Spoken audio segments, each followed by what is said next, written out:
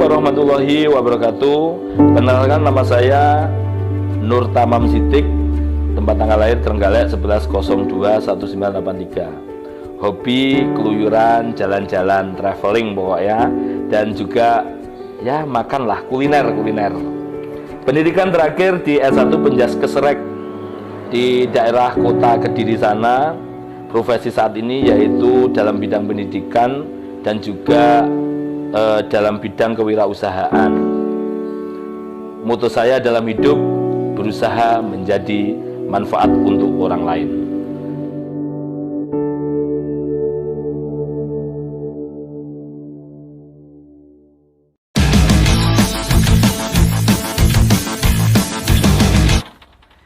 Ya, adik-adikku, kita lanjut.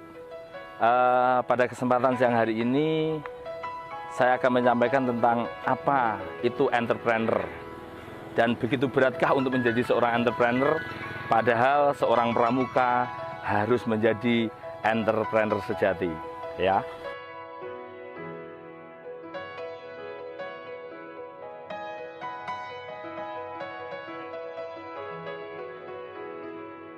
Entrepreneur adalah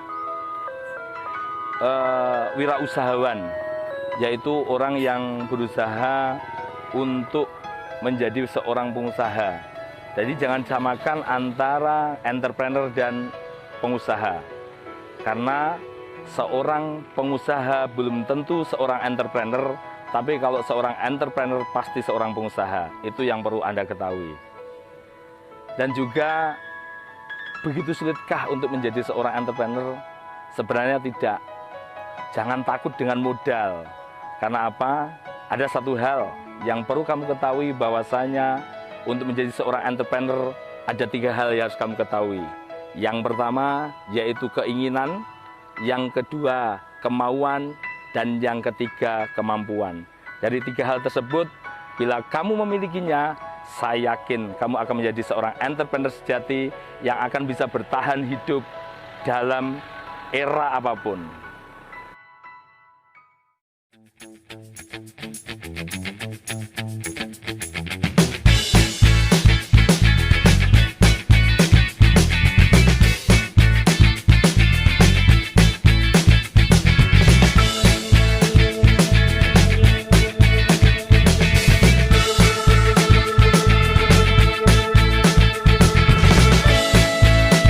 Oke adik-adik, sambil menunggu kopi datang ya, membahas kembali tentang entrepreneur.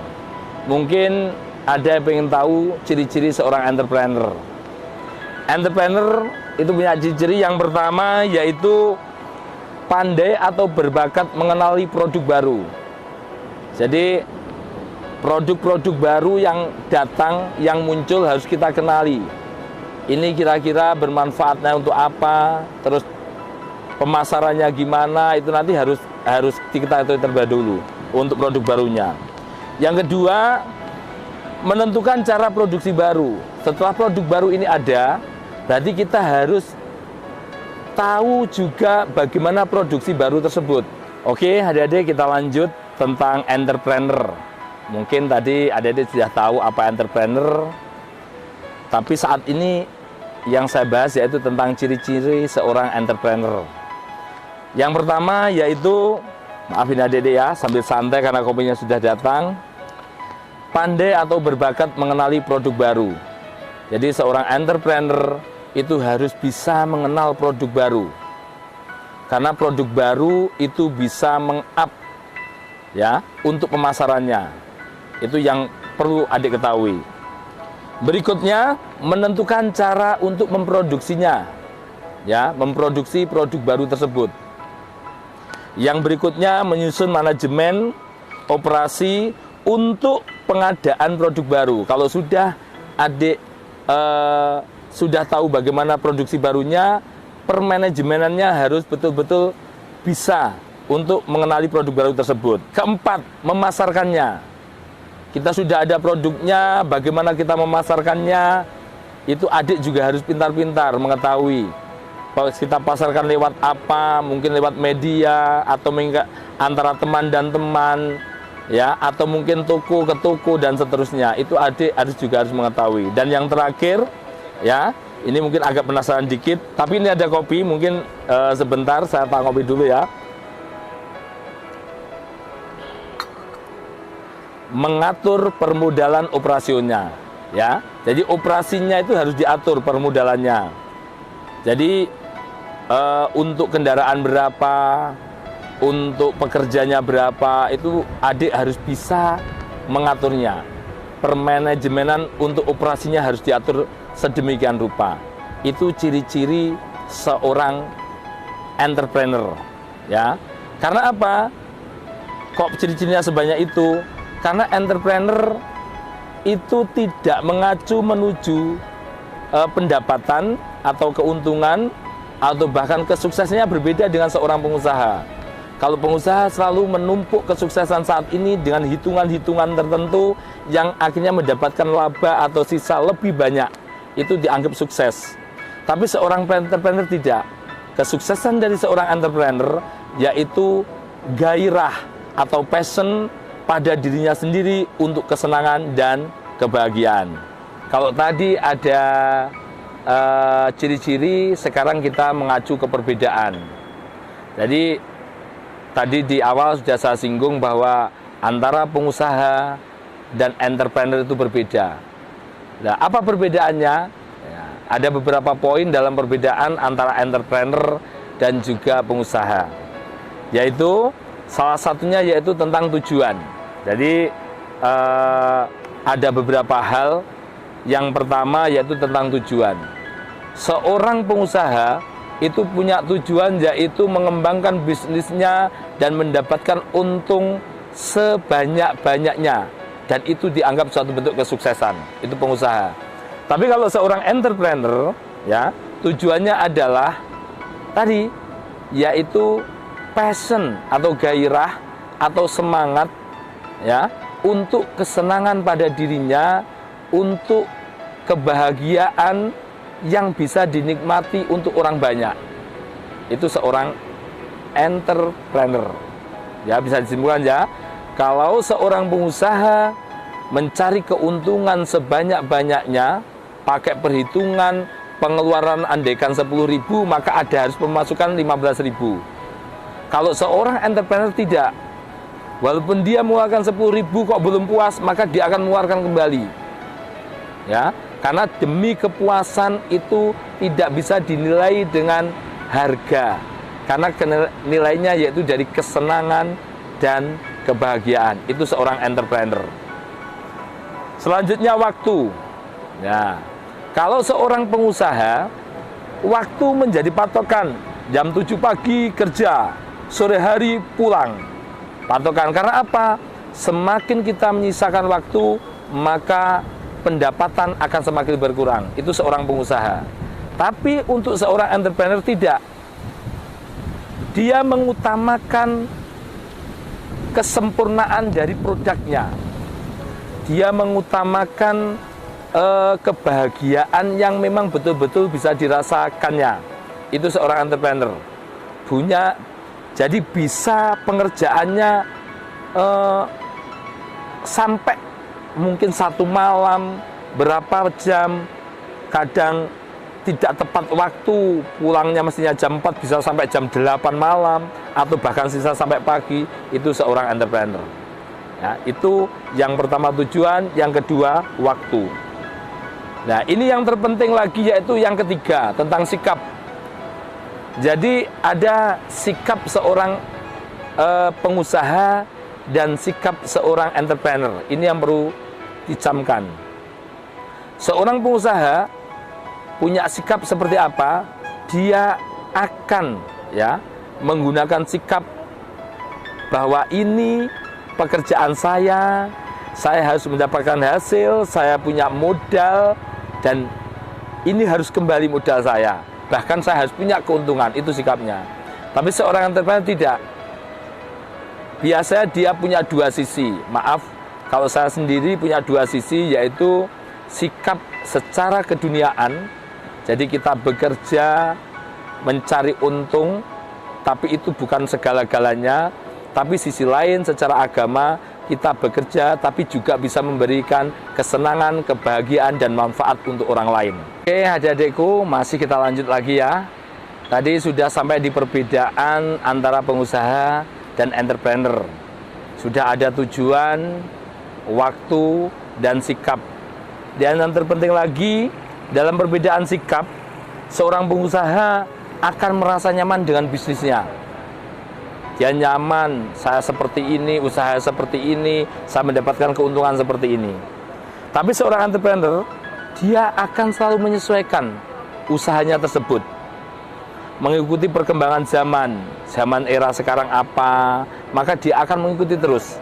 Itu perbedaan yang signifikan dari seorang pengusaha dan entrepreneur.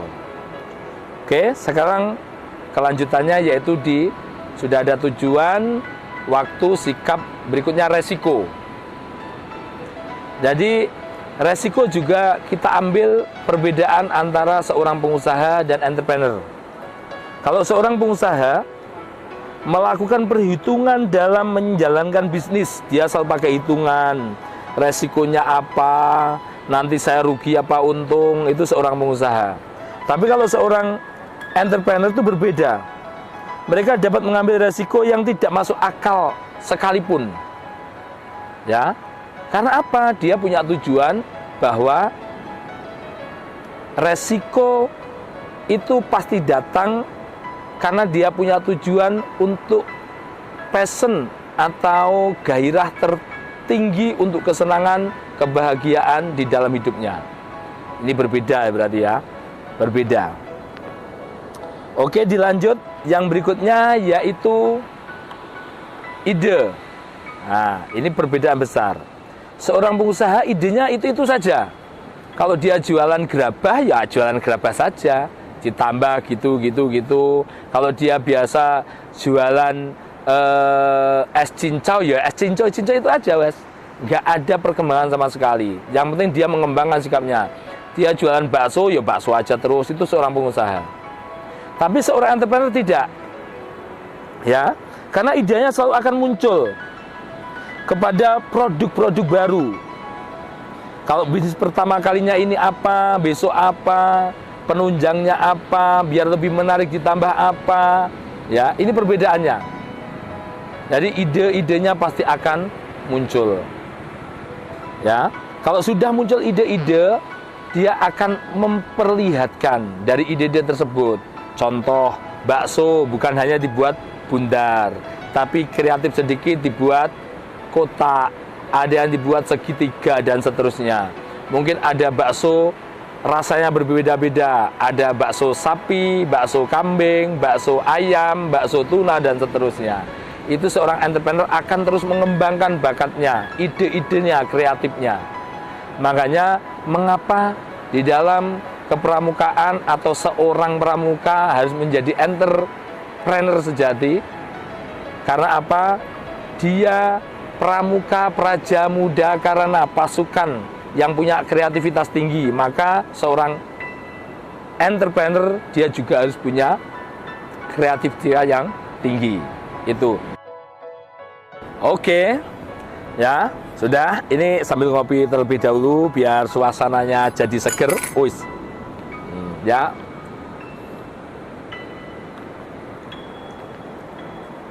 ini ngopinya di pantai di Panggul, yaitu Pantai Konang. Yang pengen main besok bisa ke Pantai Konang, pengen mampir ke tempat saya juga bisa. Ya. Sekarang kalau kita sudah tahu beberapa ciri-ciri, perbedaan dan seterusnya, maka kita buat ringkas, kita definisikan. Ya. Gimana? Siapa atau apa itu pengusaha dan apa itu entrepreneur, ya. Sukses menurut seorang pengusaha, ya ini ciri-ciri, ya ini masuk di dalam definisi sukses antara kedua-duanya, apa pengusaha, apa entrepreneur. Sukses menurut pengusaha yaitu dia akan mendapatkan untung yang sebanyak-banyaknya. Keberhasilan pelaksanaan kepentingan bisnisnya akan dirinya untuk semakin berkembang, mendapatkan laba atau untung yang sebanyak-banyaknya, itu adalah target khusus atau kepentingan-kepentingan yang dianggap sukses untuk seorang pengusaha. Tapi berbeda seorang entrepreneur. Ya, itu berbeda sekali. Karena apa? Dia terus akan menggali atau terus akan mengeluarkan ide-ide kreatifnya dalam pengembangan bisnisnya. Jadi tujuan sukses dari seorang entrepreneur yaitu menjalankan bisnisnya untuk mencapai passion atau gairah tertinggi tersebut. Itulah perbedaan atau definisi sukses menurut seorang pengusaha dan seorang entrepreneur. Tapi juga ada yang mengatakan bahwa seorang yang sukses menurut pengusaha yaitu yang bisa memberikan keberhasilan kepada semua staf-stafnya, dirinya sendiri, karyawannya, pelanggannya, dan lain sebagainya. Itu dianggap sukses untuk seorang pengusaha. Tapi seorang entrepreneur juga menganggap atau melakukan pekerjaannya dan membiarkan perjalanan bisnisnya akan mendefinisikan kesuksesan yang ia capai. Itulah perbedaannya. Sukses menurut pengusaha dan sukses menurut entrepreneur. Mungkin itu dulu sebentar, kita ngopi dulu ya. Nah, biar agak damai sore hari ini. Oke. Sekarang pertanyaannya, kira-kira adik-adik mampukah menjadi seorang pramuka yang berjiwa entrepreneur sejati? Itu yang menjadi pertanyaan dari saya untuk adik-adik. Oke, adik-adik, kita lanjut kembali. Masih seputaran tentang entrepreneur. Jadi saya punya harapan sampean semua tidak takut menjadi seorang entrepreneur dan punya kemauan untuk menjadi seorang entrepreneur. Ya, seorang pramuka harus menjadi entrepreneur sejati. Oke ya. Ini ada sedikit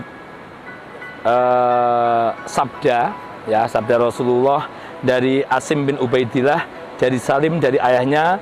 Ia berkata bahwa Rasulullah SAW bersabda, sesungguhnya Allah menyukai orang mukmin yang berkarya. Jadi lihat ya, orang mukmin yang berkarya. Tentunya adik-adikku pramuka, karena pramuka itu terdiri dari 3 kata, praja, muda, karena pasukan muda yang punya kreativitas tinggi, maka Anda termasuk orang-orang yang dicintai oleh Allah, menjadi orang-orang yang berkarya.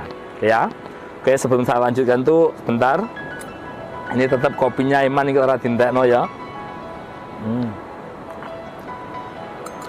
Jadi dari sabda tersebut jelas bahwa kreativitas atau orang-orang yang punya karya itu termasuk orang-orang yang disukai oleh Allah. Itu dari sisi agamanya itu. Ya.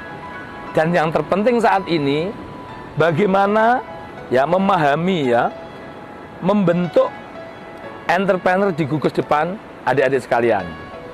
Jadi ini ada sedikit pertanyaan memahami bagaimana membentuk entrepreneur di gugus depan masing-masing. Ya, ada beberapa tahapan. Yang pertama, kalau kita ingin membentuk entrepreneur di gugus depan masing-masing, yang pertama yaitu harus tahu nama usahanya. Usahanya apalah, kita lihat banyak. Kalau mungkin adik-adik tahu di sekitarnya ada apa, pengen usaha apa, kita namakan usahanya apa. Ya, banyak sekali peluang-peluang yang saat ini masih kosong, peluang-peluang kerja inovatif yang saat ini masih banyak sekali. Nama usahanya apa? Setelah itu adik membuat profilnya, ya, membuat profilnya, profil dari usaha tersebut. Kalau sudah profil ini dari ini ketemu, maka yang selanjutnya yaitu membuat latar belakang. Banyak contoh saja. Mungkin latar belakang karena kondisi di tempat adik masih banyak sekali tanaman bambu, ya, punya usaha dari perbambuan.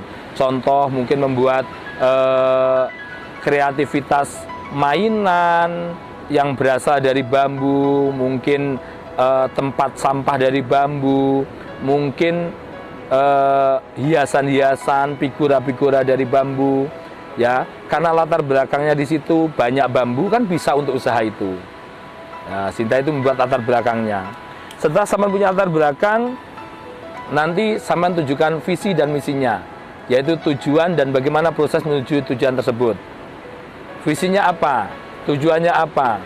Tujuannya meningkatkan kreativitas. Tujuannya untuk memberikan pemasukan untuk kegiatan kepramukaan adik-adik.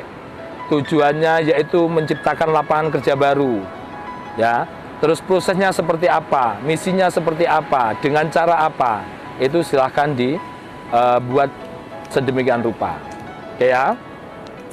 Tenang, bisa masih siap ya? Oke, sebelum saya lanjut, saya ngopi dulu. Ya, ini kan wajib ini. Ini hal yang wajib ya. Sambil ngopi, santai saja. Oke. Nah, kita lanjut. Kalau kita sudah tahu visi, misi, yang selanjutnya yaitu analisa. Ada 4 hal dalam menganalisa suatu usaha. Yang pertama yaitu kelemahan. Jadi ada kelemahan, ada yang kedua kekuatan, ada juga peluang, dan yang terakhir yaitu ancaman atau persaingan. Yang kita bahas yang pertama yaitu tentang kekuatan. Mungkin dari usaha adik punya kekuatan. Saat ini mungkin kekuatannya yaitu karena bahan lebih banyak, bahan lebih murah, harganya lebih murah, maka dia punya kekuatan, harga jualnya tinggi karena banyak peminatnya. Atau orang-orang yang, maaf, era-era sekarang kadang merubah dari hal-hal yang sepele menjadi hal-hal yang kreatif, banyak sekali. Tuh. Tapi kita juga harus berpikir kelemahan.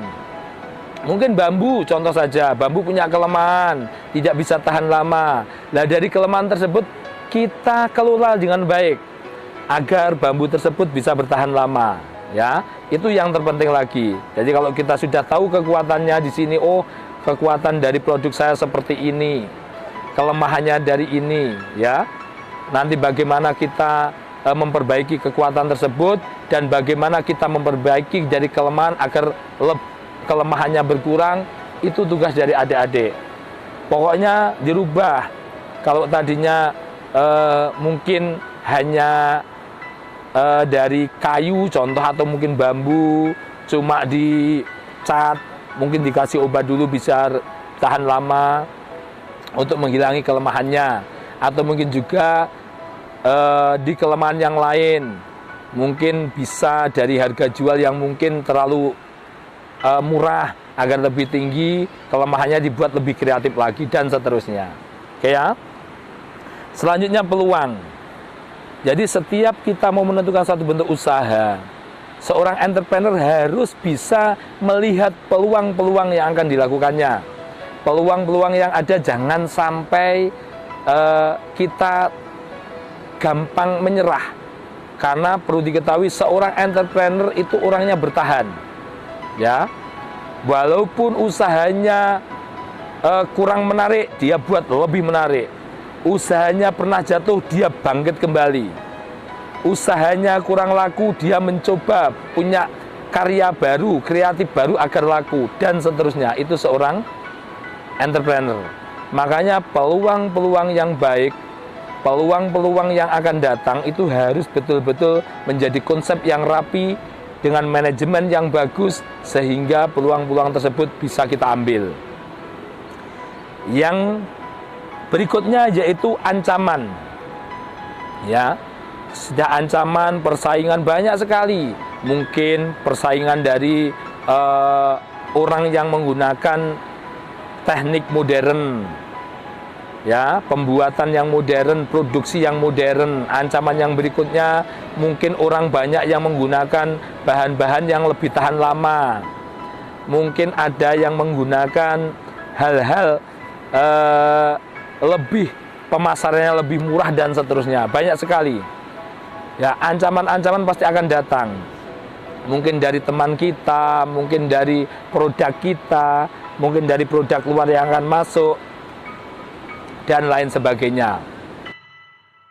Oke, adik-adik, kita lanjut lagi. Tadi sudah sampai di analisa, ya. Jadi untuk membentuk entrepreneur di Gugus Depan sudah ada beberapa hal tadi sudah saya sampaikan. Sekarang sudah sampai di analisa. Kita akan tahu kekuatan, kelemahan, ya, juga ada peluang serta ancaman. Selanjutnya yang terakhir yaitu marketing atau pemasarannya. Ya, kadangkala ada banyak orang berbuat usaha apa tapi bingung, ini saya mau jual kemana dan seterusnya. Tidak usah bingung-bingung, ya. Kenapa? Kita masih ada teman, kita masih banyak saudara. Kita lewat apapun kan bisa. Mungkin lewat media bisa, antar teman, atau mungkin pada saat ada acara-acara tertentu kita pamerkan dulu, ya. Lewat online juga sekarang banyak. Mosok tahu kempos saja bisa dibuat online, karya adik nggak bisa? Pasti bisa. Pemasaran itu sebenarnya gampang, ya. Pemasaran gampang. Kita coba bagaimana hal-hal yang kita buat tadi bisa kita pasarkan, mungkin melalui orang-orang atau rekan bisnis bisa. Contoh mungkin kita titipkan di toko-toko tertentu, atau mungkin bisa kita titipkan pada penjual yang ke pasar, atau mungkin juga bisa kita titipkan di warung-warung sebelah, kan ada. Jadi tentang pemasaran itu penting. Banyak teman, lebih banyak untuk kita memasarkannya. Ya, jadi ini tadi adalah proses bagaimana membentuk entrepreneur di Gugus Depannya masing-masing. Mungkin ada hal yang bingung, Kak, kira-kira contoh apa Kak ya di Gugus Depan saya untuk memulai dari pembentukan entrepreneur sehingga menjadi usaha yang nanti menghasilkan pemasukan. Oke, gampang saja Kak. Tadi sudah saya ulas, contohnya mungkin di sekitaran kakak ada hal-hal dari kuliner banyak.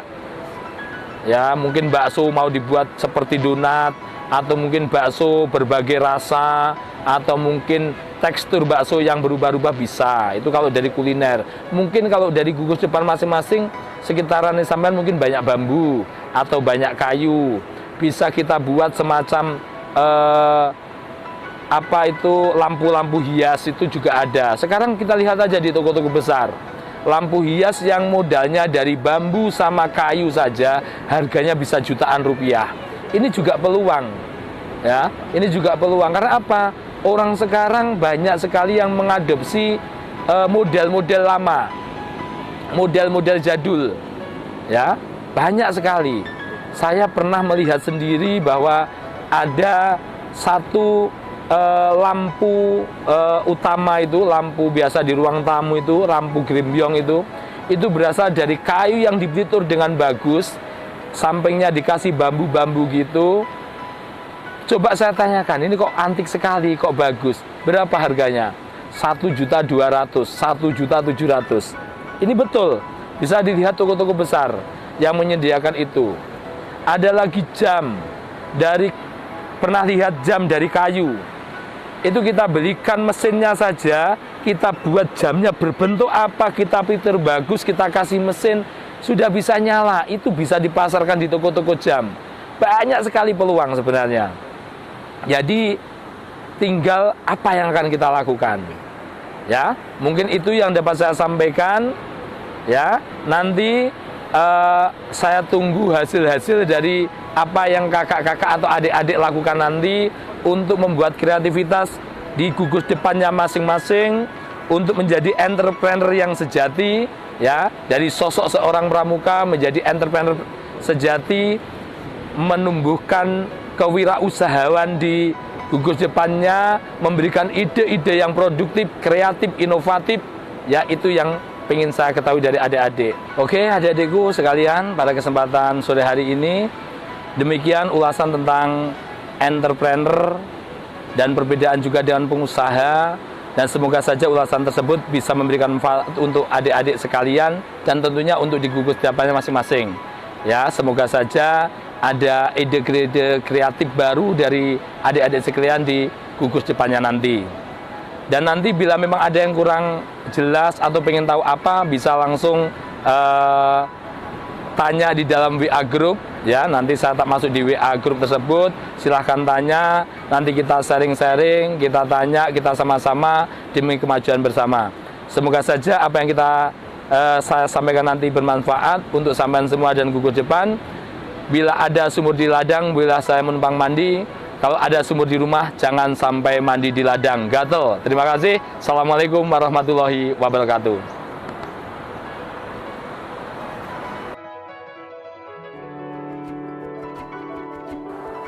Menjadi seorang entrepreneur itu bukan hal yang sulit, apalagi berhubungan dengan permodalan. Betul, usaha apapun perlu modal. Tapi yang terpenting untuk menjadi seorang entrepreneur, yang pertama adalah punya keinginan, yang kedua punya kemauan, dan yang ketiga punya kemampuan. Insya Allah kita semua akan bisa menjadi seorang entrepreneur sejati. Kita menjadi pengusaha untuk menambah harta sah-sah saja. Tapi menjadi pengusaha yang bisa membuat orang lain bahagia, itu baru luar biasa. Salam.